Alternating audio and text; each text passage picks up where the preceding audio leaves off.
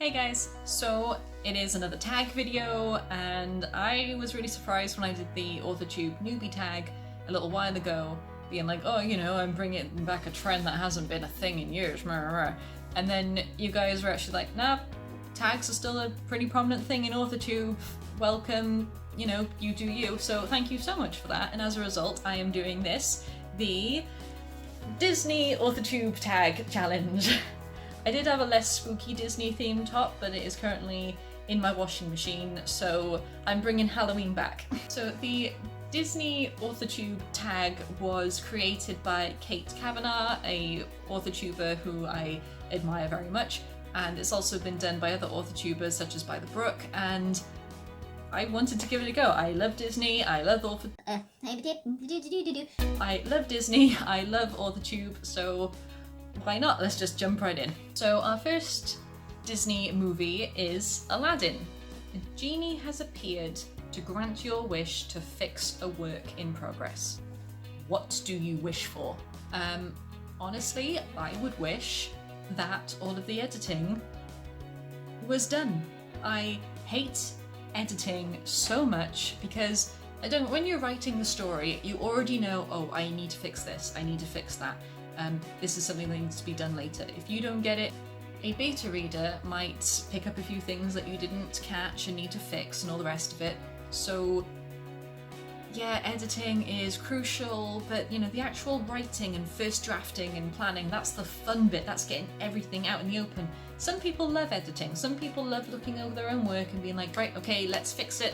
Personally, I don't. It infuriates me, it gives me so much anxiety, it feels like I'm second guessing everything, which I know is the point of editing because you want to make sure it's good, but at the same time, oh my god, I hate it. So if the genie appeared and wanted to grant me a wish to fix something of my work in progress, it would be, I wish that all of the editing was already done, just so I could, you know, because I don't want to cheat, I still want to write everything myself, I still want it to be my work and my words, but if the editing was already done and I didn't have to worry about it, that would be amazing. Next we have The Lion King. If you could retell a Shakespeare play using animals, what would it be and what animals and why?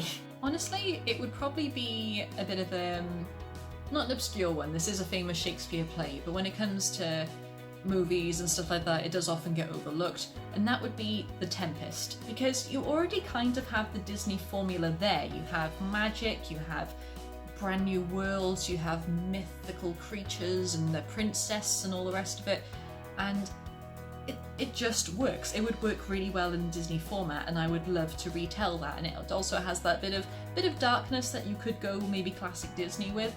And I don't know, I think animal-wise, I'd love to have...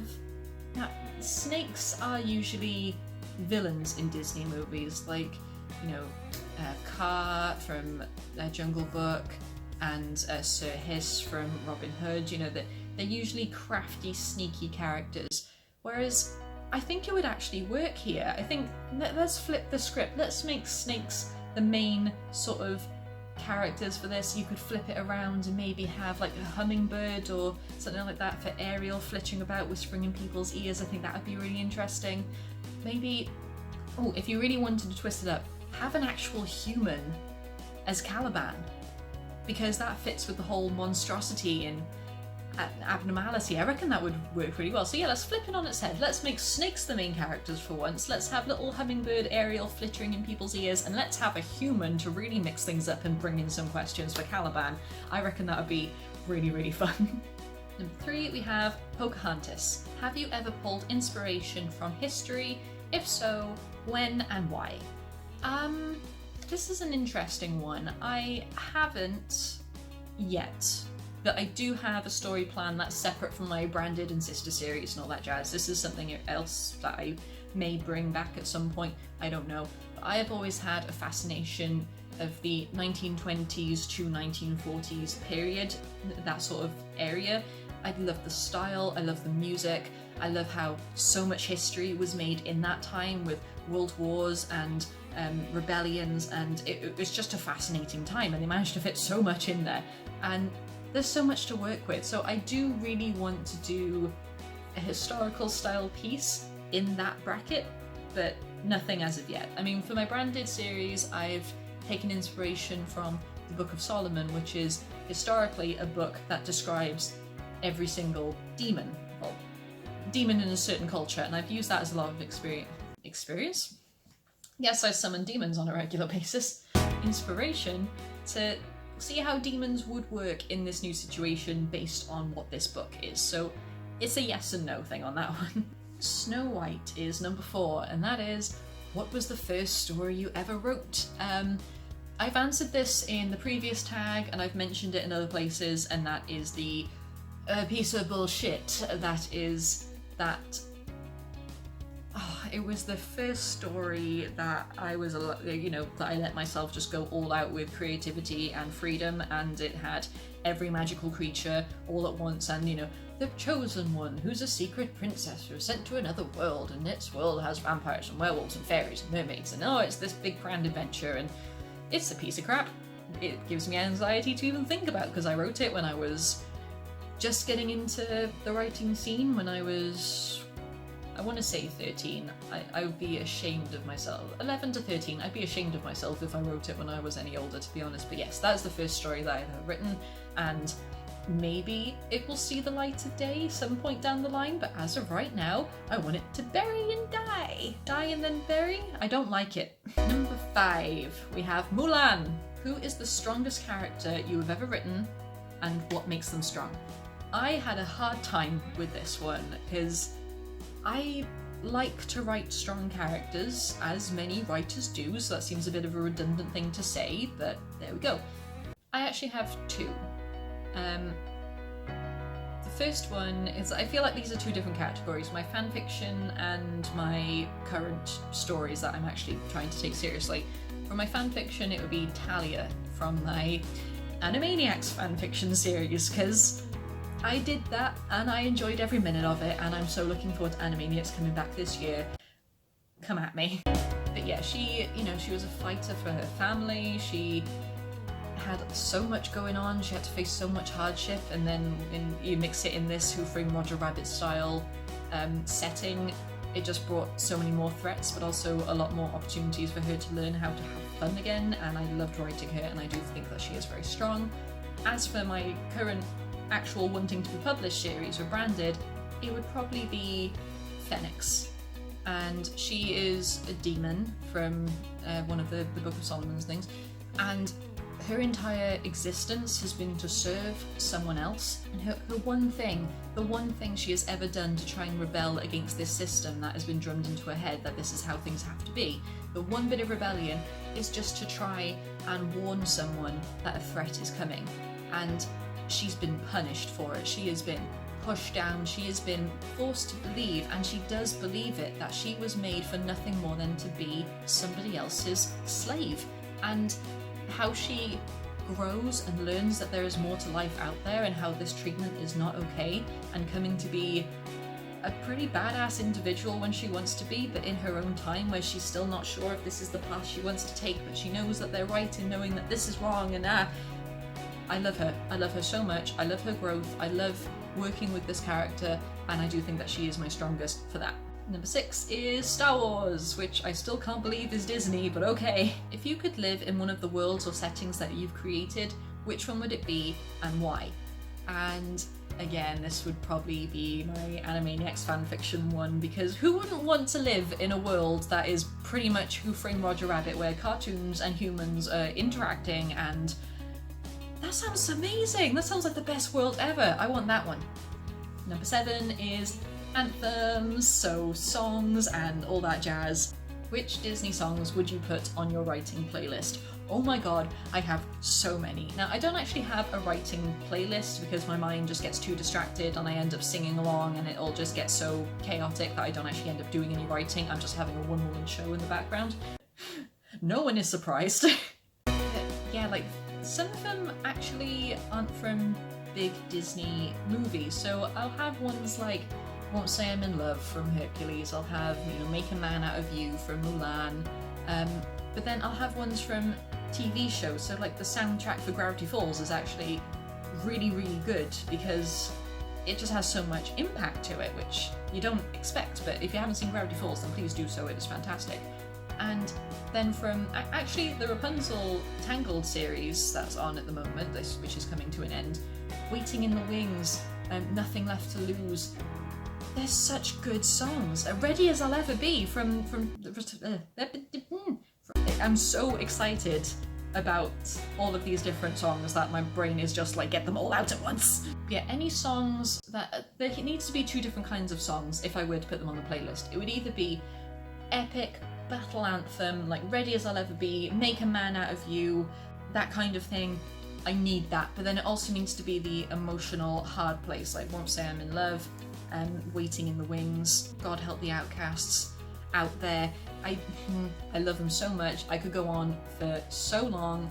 I want to sing all of them, but I'm a terrible singer and I will get copyright striked, so I can't. But you will bet as soon as I finish filming this, I'll be having my Disney anthem extravaganza as soon as this is finished.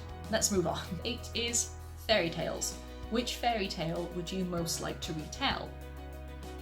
Actually, I would love to retell Little Red Riding Hood.